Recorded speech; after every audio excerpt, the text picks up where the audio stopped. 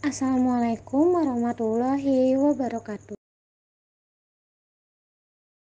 Pertama-tama yang saya hormati, Ibu Jatut Yoga Prameswari, MPD, selaku dosen pengampu mata kuliah analisis kesalahan berbahasa, serta teman-teman yang saya banggakan.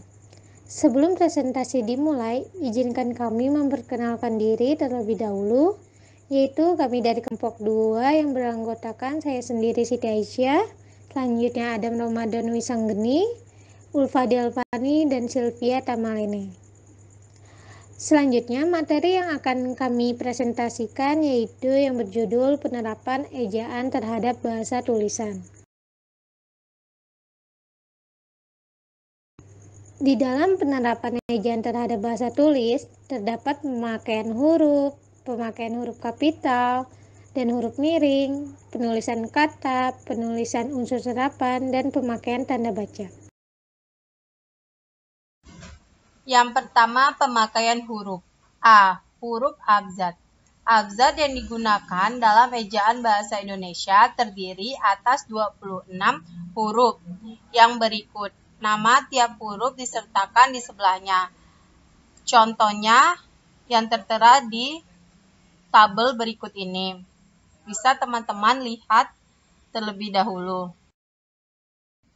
B. Huruf vokal. Huruf yang melambangkan vokal dalam bahasa Indonesia terdiri atas 5 huruf, yaitu A, E, I, O, dan U. Contoh pemakaian dalam kalimat huruf E.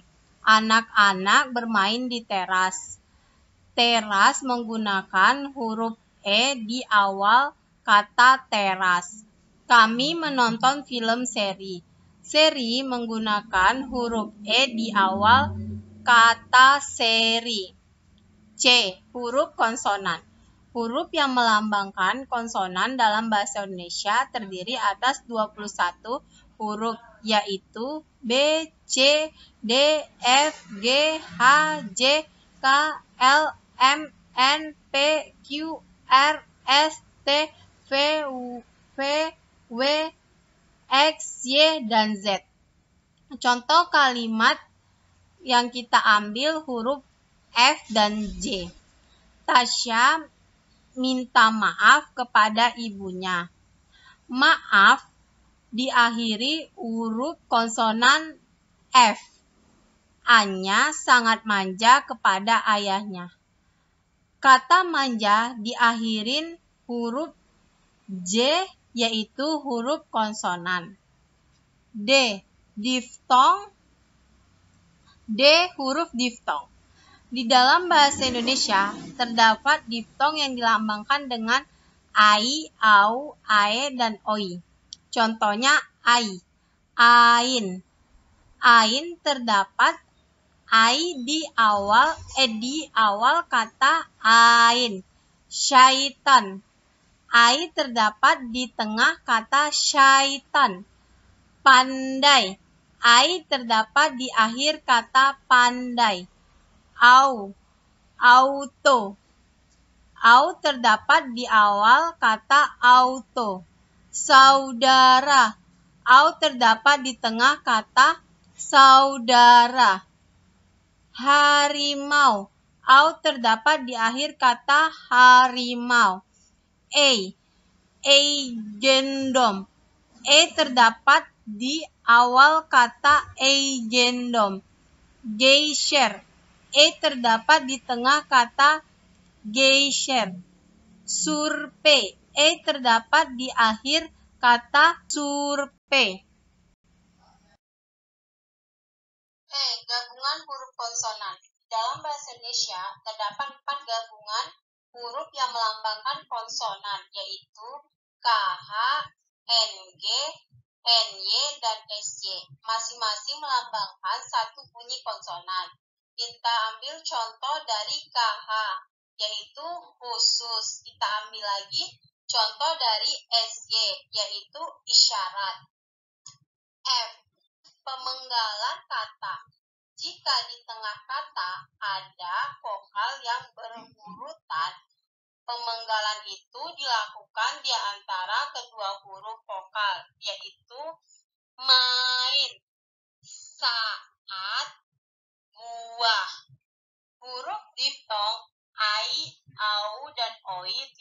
pernah diceraikan sehingga pemenggalan kata tidak dilakukan di antara kedua huruf itu. Contoh aula, bukan aula. Jika di tengah kata huruf konsonan, termasuk gabungan huruf konsonan. Di antara dua buah huruf vokal, pemenggalan dilakukan sebelum huruf konsonan. Jika di tengah kata ada dua huruf konsonan yang berurutan, pemenggalan dilakukan di antara kedua huruf konsonan. Gabungan huruf konsonan tidak pernah diceraikan.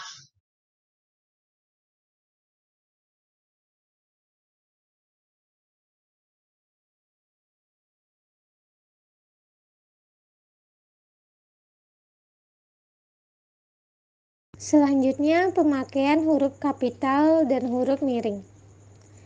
Huruf kapital atau huruf besar terdapat pertama, yaitu huruf kapital atau huruf besar dipakai sebagai huruf pertama kata pada kalimat. Contohnya yaitu apa maksudnya. Nah, kata apa itu yang huruf besar atau huruf kapitalnya pada huruf apa, A-nya. Kedua, huruf kapital dipakai sebagai huruf pertama petikan langsung. Contohnya, adik bertanya, kapan kita pulang? Nah, kata kapannya itu K-nya huruf kapital. Selanjutnya, huruf kapital dipakai sebagai huruf pertama dalam ungkapan yang berhubungan dengan nama Tuhan dan kitab suci, termasuk kata ganti untuk Tuhan. Contohnya, Allah, A-nya besar, Islam, I-nya besar. Selanjutnya, huruf kapital dipakai sebagai huruf pertama unsur nama, gelar, kehormatan, keturunan, keagamaan, atau akademik yang diikuti nama orang, termasuk gelar akademik yang mengikuti nama orang. Contohnya, Sultan Hasanuddin. S-nya itu besar dan H-nya itu besar. Selanjutnya, huruf kapital dipakai sebagai huruf pertama nama tahun, bulan, hari, dan hari besar atau hari raya. Contohnya tahun Hijriyah. Kata tahun di T-nya itu besar dan Hijriyah H-nya itu besar. Selanjutnya, huruf kapital dipakai sebagai pertama unsur nama jabatan, pangkat yang diikuti nama orang, atau yang dipakai sebagai pengganti nama tertentu, nama instansi, atau nama tempat. Selanjutnya, huruf kapital dipakai sebagai huruf pertama nama bangsa, suku bangsa, dan bahasa Jawa. Bahasa contohnya yaitu suku Jawa. Nah, kata suku itu kecil, nah Jawanya itu yang besar, J. Selanjutnya, huruf kapital dipakai sebagai huruf pertama unsur nama peristiwa sejarah. Yaitu contohnya Perang Dunia Kedua. Kata P pada perang besar, terus kata dunia D-nya besar. Selanjutnya, huruf kapital tidak dipakai sebagai huruf pertama nama geografis yang digunakan sebagai nama jenis. Selanjutnya, huruf kapital dipakai sebagai huruf pertama unsur singkatan nama gelar, pangkat, atau sapaan. Contohnya itu SH, yaitu sarjana hukum. SH-nya ini selalu besar. Huruf miring. Huruf miring dipakai untuk menuliskan judul buku, nama majalah, atau nama surat kabar yang dikutip dalam tulisan. Contohnya, majalah, bahasa, dan kesusastraan. Nah, bahasa dan kesusastraan ini dituliskannya huruf miring. Lalu buku negara Kertagama.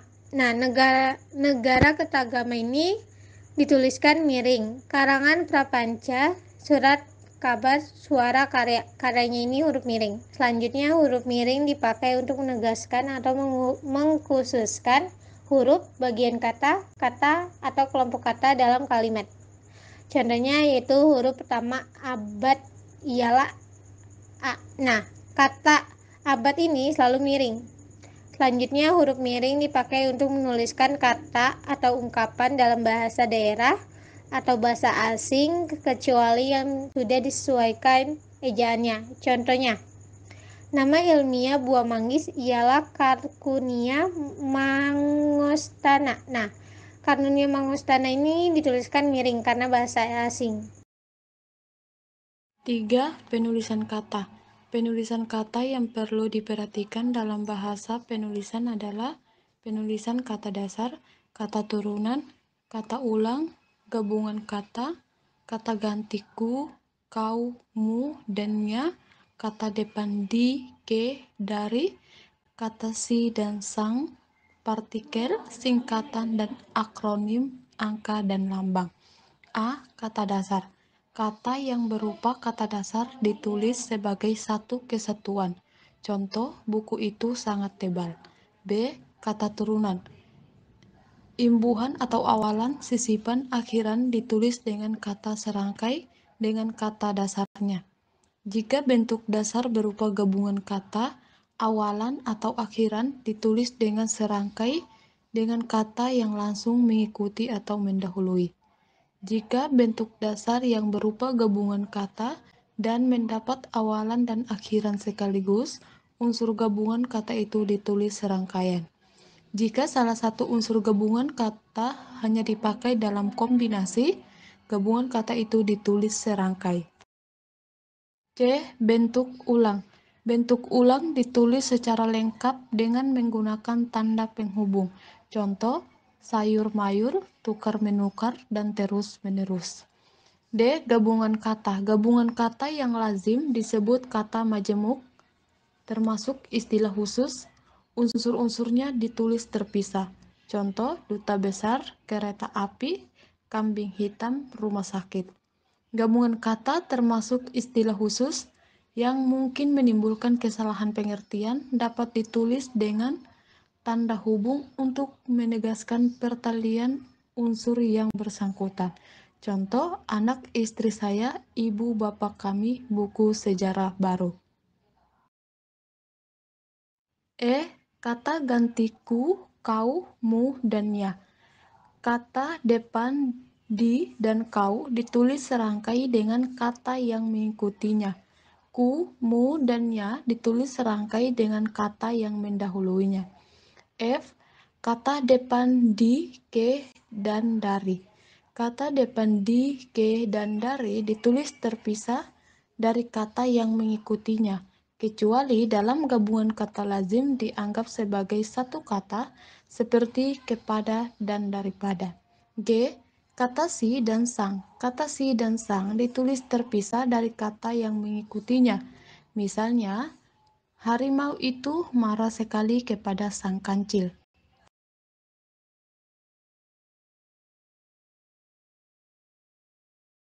H. Partikel. 1. Partikel la, kah, dan ta ditulis serangkai dengan kata yang mendahului. Contoh, bacalah buku itu baik-baik. Apakah yang tersirat dalam surat itu? 2. Partikel pun ditulis terpisah dari kata yang mendahuluinya. Contoh, apapun dimakannya, ia tetap kurus. Jika ayah pergi, adik pun ingin pergi. 3. Partikel per yang berarti mulai, demi, dan tiap ditulis terpisah dari bagian kalimat yang mendahului atau mengikutinya. Contoh, pegawai negeri mendapat kenaikan gaji per 1 April.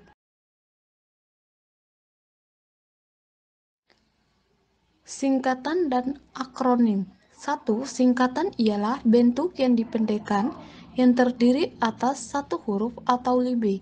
A. Singkatan nama orang, gelar, sapaan, jabatan, atau pangkat diikuti tanda titik.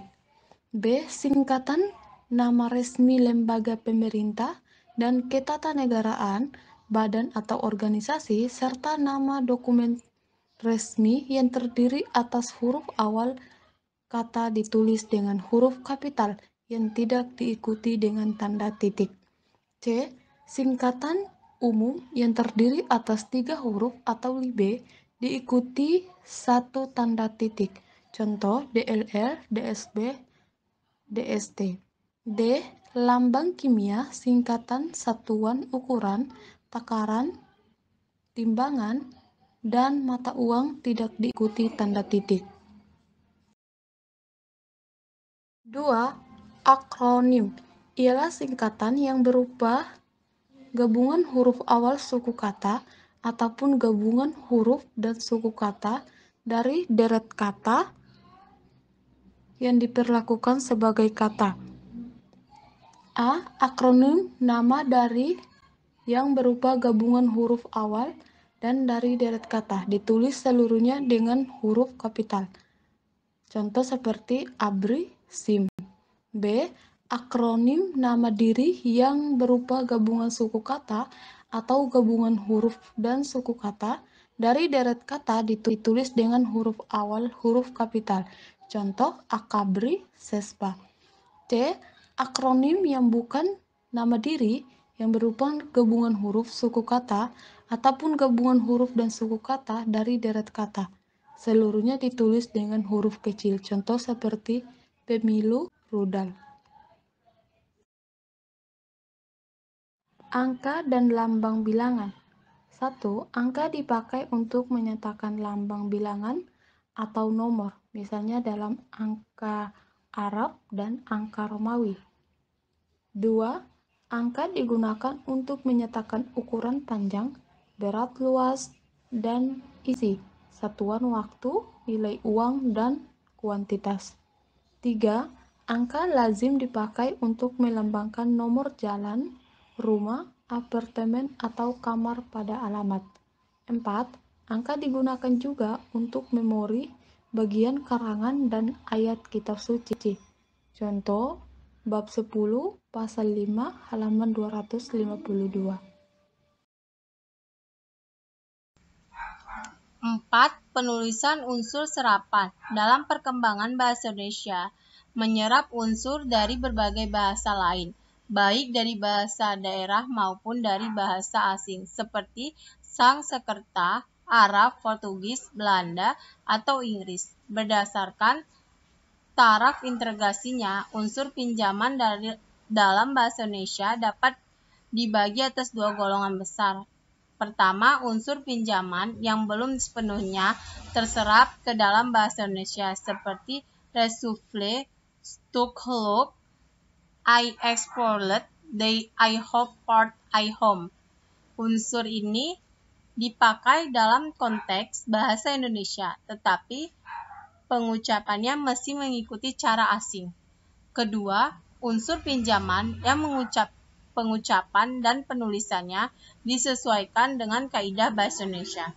Dalam hal itu, diusahakan agar ejaan hanya diubah seperlunya, sehingga bentuk Indonesianya masih dapat dibandingkan dengan bentuk aslinya. Kaidah ejaan yang berlaku bagi unsur serapan itu sebagai berikut. Kita ambil contoh A Belanda. AA Belanda menjadi A. C muka A, U, O, dan konsonan menjadi K, dan lain-lain. Selanjutnya nomor 5, pemakaian tanda baca. Jenis-jenis pemakaian tanda baca yaitu ada tanda titik, tanda koma, tanda titik dua, dan lain-lainnya yang akan dijelaskan di slide berikutnya.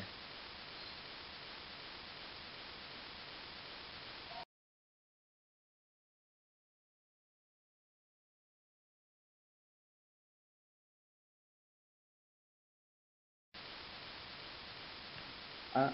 Tanda titik. Tanda titik yang pertama itu dipakai untuk akhir kalimat yang bukan kalimat tanya atau kalimat seruan. Kedua, dipakai di belakang angka atau huruf dalam suatu bagian, ikhtisar atau daftar. Catatan, tanda titik tidak dipakai di belakang angka atau huruf dalam suatu bagian atau ikhtisar jika angka atau huruf itu yang terakhir dalam deretan angka atau huruf. 3. Tanda titik dipakai untuk memisahkan angka, jam, menit, dan detik yang menunjukkan waktu. 4. Tanda titik dipakai di antara nama penulis serta judul dalam sebuah daftar pustaka. 5. Dipakai untuk memisahkan bilangan ribuan atau kelipatannya. Yang keenam, tidak dipakai pada akhir judul yang merupakan kepala karangan. B. Tanda koma. Tanda koma dipakai di antara unsur-unsur dalam suatu perincian atau pembilangan. Tanda koma dipakai untuk memisahkan kalimat setara yang satu dari kalimat setara berikutnya yang didahului oleh kata seperti tetapi atau melainkan. Tanda koma dipakai untuk memisahkan anak kalimat dari induk kalimat jika anak kalimat itu mendahului induk kalimatnya. Tanda koma dipakai di belakang kata atau ungkapan penghubung antar kalimat yang terdapat pada awal kalimat, termasuk di dalamnya.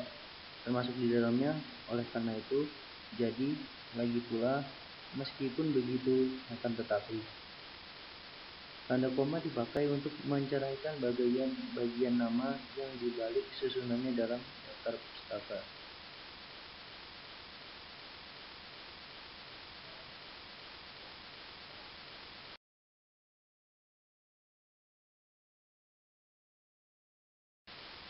C. Tanda titik koma. Pertama, memisahkan bagian kalimat. Tanda titik koma digunakan untuk memisahkan bagian-bagian kalimat yang sejenis dan setara. Contohnya, malam makin seru, pekerjaan belum selesai juga. Semuanya merasa terhibur, penonton melakukan standing applause. Selanjutnya kedua, memisahkan kalimat yang setara. Tanda titik koma digunakan sebagai pengganti kata penghubung untuk memisahkan kalimat yang setara di dalam kalimat majemuk. Contohnya, kakak melakukan teknik menulis buku karangan pribadi di kamarnya. Adik menonton TV di ruang tamu. Selanjutnya D. Tanda titik dua. Tanda titik dua merupakan tanda baca yang dapat dipakai dalam 1. Tanda titik dua digunakan pada akhir suatu pernyataan lengkap jika diikuti suatu rangkaian yang berhubungan mengakar. 2. Tanda titik dua digunakan sesudah kata atau ungkapan yang memerlukan pemberian. Contoh, hari atau tanggal titik 2 Ahad 1 Mei 2016. Waktu titik 2 pukul 09.30 WIB. Kemudian tempat titik 2 ruang A titik 2 titik 1 kampus 3 UTY. Kemudian ketiga, tanda titik 2 digunakan pada teks drama sesudah kata yang menunjukkan pelaku dalam percakapan. Dan ini contohnya, Ferdi sambil memandang ke bawah, mungkin memanglah ini akhirnya. Linda kemudian menepuk pundak Ferdi. Hei, ngapain ngelamun sendirian? Ferdi kaget. Linda. Yang keempat, tanda titik 2 di antara A. Jilid atau nomor dan halaman. B. Bab dan ayat dalam kitab suci. C. Judul dan subjudul suatu karangan. Serta D. Nama kota dan penerbit buku acuan dalam karangan. Contoh, Tempo, 1 1971, 34.27. Karangan Joko Genta, rahasia hidup, 2 cerita di balik cerita, sudah terbit.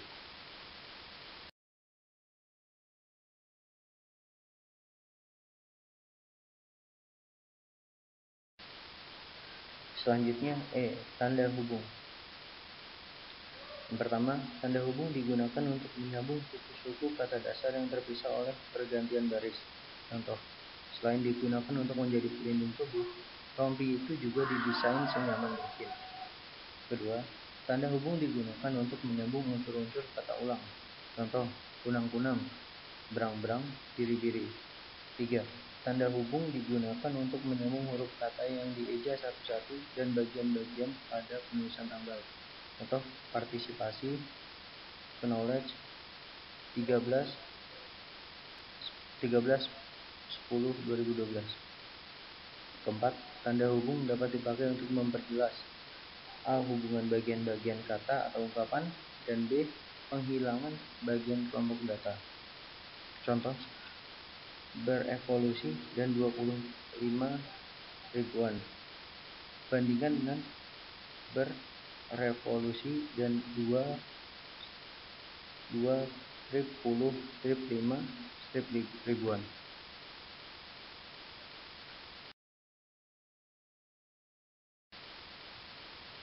F. Tanda seru.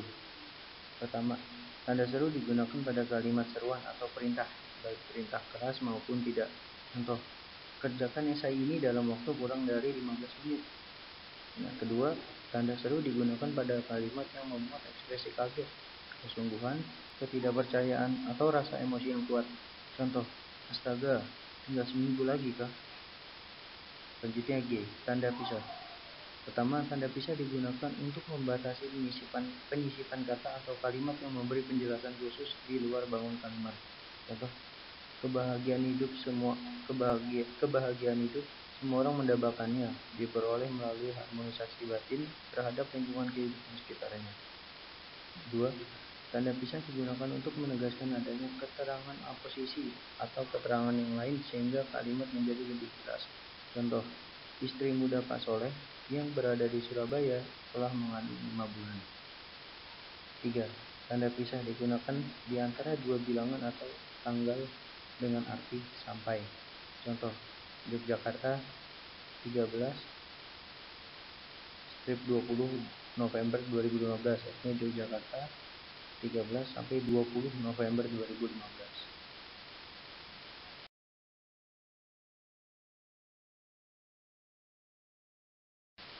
H. Tanda elipsis. Tanda elipsis merupakan tanda baca yang dapat dipakai dalam 1. Tanda elipsis ada yang ditulis dengan cara titik, spasi, titik. Tanda tersebut digunakan dalam penulisan kalimat yang terputus-putus. Contoh, kalau begitu, ya, lebih baik kita cari tempat makan lain. Kedua, tanda elipsis digunakan untuk menunjukkan bahwa dalam suatu kalimat atau naskah ada bagian yang dihilangkan. Contoh, makanan-makanan berformalin supaya tidak beredar di pasaran. 3. Jika bagian yang dihilangkan mengakhiri sebuah kalimat, perlu dipakai 4 buah titik. 3 buah untuk menandai penghilangan teks dan 1 buah untuk menandai akhir kalimat. Contohnya, sayangnya tidak semua orang setuju dengan. Selanjutnya I, tanda kurung. 1. Tanda kurung digunakan untuk mengapit tambahan keterangan atau penjelasan yang biasa digunakan untuk menjelaskan abreviasi. Kedua, tanda kurung digunakan untuk mengapit keterangan atau penjelasan yang bukan bagian integral pembicaraan. 3. Tanda kurung digunakan untuk mengapit huruf atau kata yang kehadirannya di dalam teks dapat dihilangkan serta digunakan huruf atau angka yang berisi satu urutan keterangan.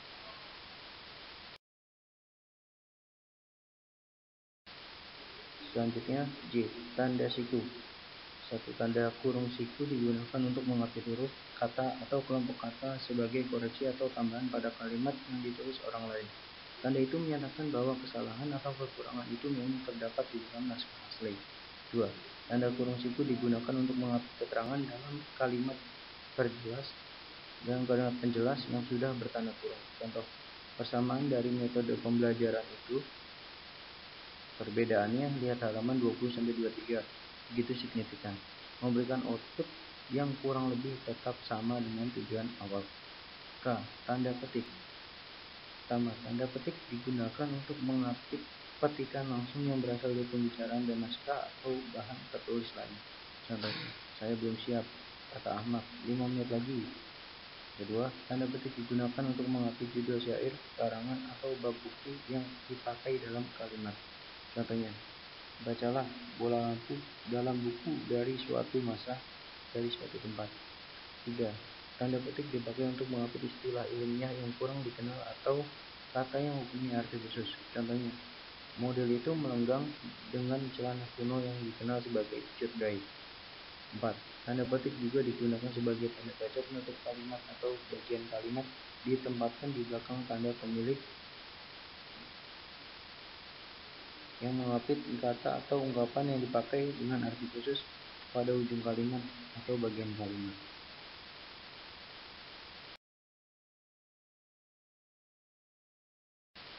Selanjutnya, L. Tanda petik tunggal. Pertama, tanda petik tunggal digunakan untuk mengapit petikan yang tersusun di dalam petikan. Contohnya, tanya Melia, kau dengar bunyi nging-nging tadi kah? Yang kedua, tanda petik tunggal dalam teknik menulis digunakan untuk mengapit makna, terjemahan, atau penjelasan kata ungkapan asing. Contohnya, rate of inflation, laju inflasi. Selanjutnya M, tanda garis miring. Pertama, tanda garis miring yang pertama, tanda garis miring dalam teknik menulis dipakai dalam nomor surat dan nomor pada kalimat dan penandaan masa tahun yang terbagi dalam 2 tahun takwim. Contohnya, nomor 036 garis miring Feb garis miring dikti garis miring 2002. Kedua, tanda garis miring dipakai sebagai pengganti kata dan atau. Contohnya, pria atau wanita. Pria garis miring wanita. Selanjutnya, M, tanda apostrof. Yang pertama, tanda penyingkat atau apostrof digunakan untuk menunjukkan penghilangan bagian kata atau bagian angka tahun. Contohnya, Jono lah orang yang menyelamatnya. Lah di sini artinya adalah. Yang kedua, tanda apostrof dalam teknik menulis juga terkadang digunakan dalam penulisan nama ataupun kata khusus serta serapan bahasa asing. Contohnya, Evan Syafi'i, bukan Evan Syafi'i, atau Evan Syafi'i. Simpulan pada materi ini yaitu berdasarkan uraian pada pembahasan di makalah ini dapat disimpulkan bahwa ejaan bahasa Indonesia yang disempurnakan adalah keseluruhan peraturan bagaimana melambangkan bunyi, ujaran, dan bagaimana antar hubungan antar lambang-lambang bahasa Indonesia dalam bentuk tulisan. Dengan demikian, ejaan bahasa Indonesia meliputi pemakaian huruf kapital, dan huruf miring, penulisan kata, penulisan unsur serapan, dan pemakaian tanda baca. Hal itu diuraikan dalam Pedoman Umum Ejaan Bahasa Indonesia yang disempurnakan yang diterbitkan oleh Pusat Bahasa Departemen Pendidikan Nasional. Sekian presentasi kami, kurang lebihnya mohon maaf. Wassalamualaikum warahmatullahi wabarakatuh.